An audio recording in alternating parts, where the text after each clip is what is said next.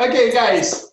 Um, I've been reading about emotional intelligence. I've been trying to understand emotional intelligence, but being the person that I am, I always need a mentor to guide me. So I always prefer to listen directly to someone who can teach me. And in this aspect, while looking for people who can teach me, the first person that came to my mind is, of course, a good friend of mine, Shu Tze. Shu Tze is an expert in AI. I've known her from her first work in Deloitte, and from there she moved to a number of organizations, large organizations, where she has been really heading senior roles, managing senior people. So I have with me today Shu Tze. Shu Tze, maybe we can start by having a listen to what you have gone through in terms of your career and what you're doing now. Oh, okay. Hi, Siva, and hi, everybody. Susan here. And as Siva said, we know each other way back. I think my second job, yeah. So that is like a childhood friend, actually. Yeah, so after Deloitte, I went into the bank and then a BPO company, or the other way around, then go back to consulting again, and then went to a big conglomerate in Malaysia, and my last post was with the insurance company. My role has largely been in organizations development and also succession planning. Yeah, so I do a lot of strategic work from a leadership and culture perspective. I've left corporate world about 3 years ago. Yeah, 3 years plus already. And in the last 3 years, I've been observing the market, reading a lot, do workshops, now webinars, largely related in the area of AI. IR 4.0. Then AI is one of the things.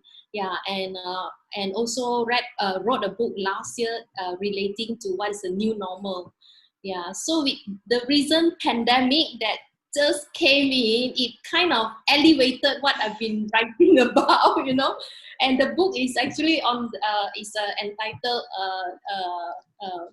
Human Race 4.0. Yeah, it's about in all this smart technology and smarter and more intelligent robots and machines, you know, where is the role of human? And in fact, we still have a lot of things to do in the space of human. And I'm glad that Siva called me because yes, AI is one area that we really have to get good at. Yeah, so Yeah. Siva. This thing, one of the biggest challenge and biggest opportunities as well when it comes to the IR 4.0 is the emotional intelligence part, which is not that easy to merge with artificial intelligence. So leaders with emotional intelligence is always needed. You know, I read a lot on this. Emotional intelligence is going to be a key leadership requirement. Everything is beautiful. My only challenge is I don't understand what emotional intelligence really is. So can you just start with that first? Yeah. If you ask me, what is the emotional intelligence? There's 5 principles. I cannot remember. But the key thing is this: emotional intelligence is just the surface. Yeah. But what we really need to understand is what makes us feel the way we feel. And why this is a huge opportunity is this. Despite the advancement of technology, big companies, you know, or small companies overnight become really big, yeah, and all are related to all the AI and fancy technology stuff. Survey have actually found out, you know, even in World Economic Forum and a few other surveys, you can Google it, the human mental health continues to deteriorate. Okay, and if you have seen over the years, suicide rate has increased, yeah, and also display of anger like massive shooting has increased, yeah. So why is it that our human mental health has deteriorated, even though, you know, our life is supposed to be more easier, more convenient, things are supposed to be cheaper in a way, yeah. So that's the reason why emotional intelligence is so important. And one of the key findings is this: the anxiety level of human has increased tremendously. Stress level in offices, you know, in workplace has increased tremendously. But the only thing is that in the formal environment, in the workspace, there is no way for us to express our anxiety. Okay, For example, nowadays a lot of companies, even before the coronavirus, right? A lot of company has embarked into digital transformation. And one of the top questions the employees are asking at the floor, at the ground, is, does it mean that my job is going to be taken away? Right? And there are a lot of companies, either big or small, just refuse to engage in the real conversation about, yes, your job will be replaced. And how can we prepare you for the new work, new type of work? And it might mean not working with my company anymore. Okay, it might mean will not be permanent job anymore. Right? But how do you still prepare people for work? Because at the end of the day, work equals to livelihood. Right? Yeah, so what we need to educate people is not about just skill set. It's not about, say, transfer from a HR role, to say coding role, yeah, or programming role. But it's about from my job to how do I increase my income source? How do I manage my financial wealth? Yeah, because at the end of the day, everything we do is to create income so that we can continue with our life and provide for our family. Correct? So we have to really address where the anxiety really comes from. Okay? Yeah, so that's the reason why when we talk about emotional intelligence, key thing is really dig deeper into that. What's the root cause of anxiety? Or even if you're in a digital project transformation, whenever you hit a roadblocks, whenever someone say no, they are not saying no to your project or your proposal. They are saying no because it actually hit. There are certain concerns that they are worried about, right? Emotional intelligence is finding out what is that thing that really is their concern, yeah, what makes them anxiety, yeah, and help find solutions together. I see. So the challenge is actually with the managers and leaders not appreciating the emotion of others, what they're feeling inside. So emotional intelligence is that know-how or knowledge or understanding of appreciating this emotion. Correct, yeah. And when we talk about appreciating this, what the people are going through, it is similar to like now, whatever that's happening with coronavirus, how it impacted life, work, and businesses. A lot of people are asking like, oh, what should we do now? Yeah, say training. How do we evolve in our training? The first questions we should be asking ourselves is not what should I be doing now. The first question we should be asking is, what is happening to my client?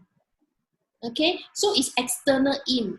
So emotionally, you mean emotionally? Emotionally, yes, correct. Emotionally. So it's outside in approach. Yeah. So same thing when we are talking to, let's say, husband and wife. When there is when you feel there is like a cold war coming in. Yeah, the first thing is not about what do I need to do. Most of us will be thinking, oh, should I give her flowers? Should I do this or whatever? But the first thing we should be doing is put everything down, sit down, and really listen to the person. Ask right questions to listen, to draw out the concern that they have, the worries that they have. Okay? Yeah, so same thing, in projects or whatever, it's always about what's my client or how behavior has changed, how their life or business has changed, what's their concern. Yeah, then only start to look at, okay, what can I do to help? Yeah. Beautiful. Now, okay, if we look at your career, the engagement that you have done, whether it's with your role or with clients, can you share some exciting experiences when it comes to managing EI? Yeah, probably I will go way back to my Citibank days. Yeah, that is like more than almost 10 years ago. Yeah, 8-9 years ago, I still remember. Yeah, 8-9 years ago. When I joined the bank at the retail banking side, I was a junior at the senior level position. I was the youngest. And in that in that position, in that role, I dealt with product managers, yeah, product heads, sales head, yeah, head of RMs and head of personal bankers, head of business banking and things like that. And a lot of them are very senior and experienced in the bank. And I'm somebody really junior, first time in the banking industry. I still remember there was two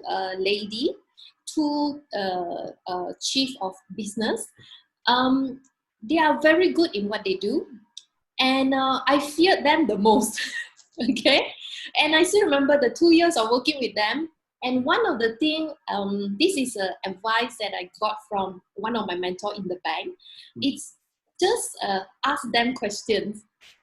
Okay, so whatever they say, even like if I bring certain proposal recommendation, always come from a position of, I think this is what I would recommend. So use tentative words. Okay, I think, what do you think, right? Then ask them for their inputs. Now, when I started working, I always felt that they are pushing me away, do not like me. It's like, who is this young girl, and join us at the senior level, and come in and tell us what to do from a HR side, things like that. But after about 1.5 to 2 years, both of them at separate occasion, they actually sat me down and said, Shu Tze, you are really something. I like the way how you work with me, and you are my favorite person now. Wow. Both. Yeah. So what I've learned from my experience there was it requires us to keep quiet rather than keep telling people why this project is good and give them all the criteria why they must change or whatever, but really ask them. Ask a lot of why do they think that way, where are they coming from, and what other alternative do they see, and it actually helps our own project become better. I see, beautiful. So what are some of the techniques that we can use in emotional intelligence? How do you, like for this case where you have these two leaders, right? You mastered it, you handled them very well. But how do a person who is not that aware learn how to manage these two people? Most of the time, as an HR practitioner, I always get this comment, our chemistry doesn't work, can you sack that person? Always happen to the new hires, right? So say in a position of new hires, how do they learn to master this? Emotional intelligence, the first thing about emotional intelligence is to come up to our awareness level. First thing is about aware of our feelings. So like for example, I don't have chemistry, which means we felt there is a bit of a rough rift. Rift already, right? So what we need to be aware is, why am I feeling that way, right? So this is internal conversation. And why am I feeling that way? What other situation has caused the similar feelings before? Okay, so first thing is we need to be aware of why are we feeling the way we are feeling, right? And then the next thing is ask ourselves, how much do I really know what they are going through? Okay, now if the first level, if we do not acknowledge that our feelings, that negative feeling, if we do not acknowledge that, there's no way we can proceed with the second one, because without the first one, we will start blaming the rest. Okay, so first, that's why this thing called recently there is a lot of talks on mindfulness. Mindfulness at the end of the day is really about being aware of yourself, being aware of the things that you are doing, and what is the effect, what is the impact, the effect that is coming from either from other people or the environment. So being aware, very much aware of what we do and how are we feeling with that reaction. Beautiful.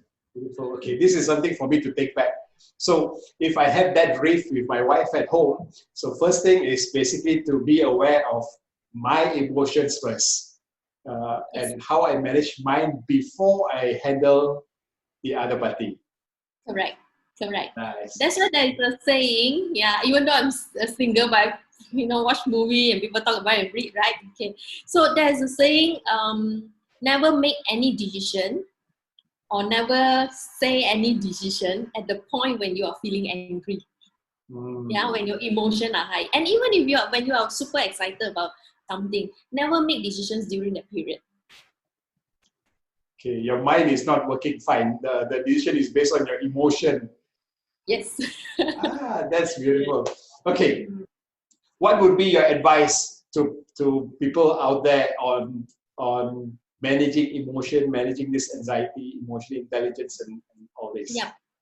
This is definitely a skill set that in the new normal, yeah, and in also industrial revolution 4.0, every one of us need to have, yeah, because as machine robots are taking on more jobs, it leaves human to interact with human more. And the issues, again, we remember I mentioned anxiety level of human are on the rise. Yeah, so it is not just being a counselor or being a psychologist. Yeah, it's really even being a friend or a people manager to each other. Yeah, it requires emotional intelligence, and emotional intelligence is just one aspect of human being. The human are so complex. Yeah, if you remember the iceberg theory, yeah, only 10% are something that we see. That's where the logic part. Okay, the 90% that we do not see, that's the emotion. Now, where does emotion comes from? Yeah, first thing is our emotion actually comes from what we believe and what's in our mind. Where does our belief come from? Our belief come from our worldview. Okay, so our worldview are formed through incidences in life. Then we have a certain view. For example, say somebody got abused, yeah, from very young by father, by son, yeah, by men around their life. They might be thinking, they might make a conclusion that men are bad. I cannot depend on men. So she has a worldview of that. If she want to have a good relationship, she need to realize, be aware of the worldview, and then start learning what are the other people's worldview, people who has good relationship. So when that change, our belief change, our emotional change, yeah, then our approach to life change. Okay, so it's very, very deep. But the first step to really start first, learn out what emotional intelligence is about. There's a lot of material in the web. Yeah, there are 5 key areas. The first one I remember is really be aware of yourself. The second one I remember is be aware of other people, yeah, their emotion, how they are feeling. And if I remember, the third one is the be aware of your actions towards that can cause their emotions. Okay, then the other 2 I can't really remember, but really it is a very, very good. I mean, it's a life skills that we all of us must have. Okay, parting advice. Now, with this work from home culture that is happening everywhere, I'm receiving more and more feedback on how agitated people are. Managers are struggling with their subordinates. Subordinates are struggling with the managers. People are not, I had this comment where the manager thinks that I report only to her. They don't realize that I have other stakeholders at home. My spouse is there, my children is there, my dog is there. So in the office, I only report to my manager, but in my house, I have all these things. Yes. Whereas for the manager, the comment is the opposite. I don't care how you feel there. I'm paying you salary. You still want a job or not? So from colleagues who are working together, now these are 2 enemies who try to disable the video during Zoom to that kind of environment. So the MCO and the work from home new norm is creating a lot of this emotional distress. So what would be a suggestion or an advice to people managers out there? Yeah. In a virtual working environment, yeah, Zoom and all those things, working from home or remotely, we definitely requires a different skills. But the good thing is it is not something new because there are companies who have done it for years. Okay, we definitely can learn from them. Now, what is a few things that we must get good at doing? First thing is setting expectation. Okay, setting expectation at home, yeah, with children, with spouse, yeah, and also setting expectation with colleagues and bosses. Okay, so set expectation by what time, at what hour, what do you need to be doing, both at the workplace and also at home. Now, there are some parents where they have to have certain time to spend with their children because the children has homeschooling, online schooling, where the parents have to do that. You have to set those expectations with your bosses. Okay, yeah, like it or not, yes, some bosses, they use threats like, I don't pay your salary. But the thing is either that threats right? Or you continue to hold on to that stress, okay? And so that's setting expectation is absolutely important. The second thing is now, so setting expectation also comes with having clear communications. All right, when virtual environment, we really have to very clearly spell out what I expect, what do I need, yeah, and also ask each other, what do you expect, what do you need. The second thing is time management. Now, I have come across, there are a lot of people say their works are longer, you know, they work over Saturday and Sunday, and when I ask them what they do, they say, yeah, I have to make sure, you know, if messages come in, I have to reply. Then I say, do you have to? Yeah, because at the end of the day, if we what do you call it, schedule our work and set expectation correctly, it's about, let's say, Siva, I'll see you at 6 o'clock, let's have an update. Right? So if now it's 9 o'clock in the morning, I don't have to like keep checking if Siva is texting me or not, unless if it is an emergency. Siva will find way to call me, right? Exactly. Rather than like, correct? It is just like in the office, right? Yeah, it is. Yeah, so learn to lock off, you know, or put your phone away, put on silent at certain period when you need to do certain thing. Okay, yeah, and I find this when I was working in Citibank at the junior, remember, we had a boss where she likes to text each other in the middle of the night, because sometimes when she's on the bed, probably, you know, then she starts texting, and I never answer it. I never answer it, right? Then one day, you know, with this colleague, including that 2 colleagues, when we have lunch, and then they were complaining and say, this boss never sleep, you know, and I've always to check. Then they ask me, the boss text you or not? He say, yeah. Don't you feel disturbed? I say, no, I don't answer until next day when I'm ready to work. Then they ask me, does boss ever reprimand you? I say, no, never. So it's just an assumption, yeah? Precisely. Our behavior is very often is based on our assumption of the other person's expectation. Okay? Yeah, so this is where you have to manage it. And set your timing, set your boundary. If not, you will be stressed. Okay? Yeah. Fantastic. Shu Tze, thank you so much. That has been so valuable. I'm learning new things. I hope the ones who watch the video will learn as much as well. Thank you again. I wish you all the best in everything that you do. Thank you.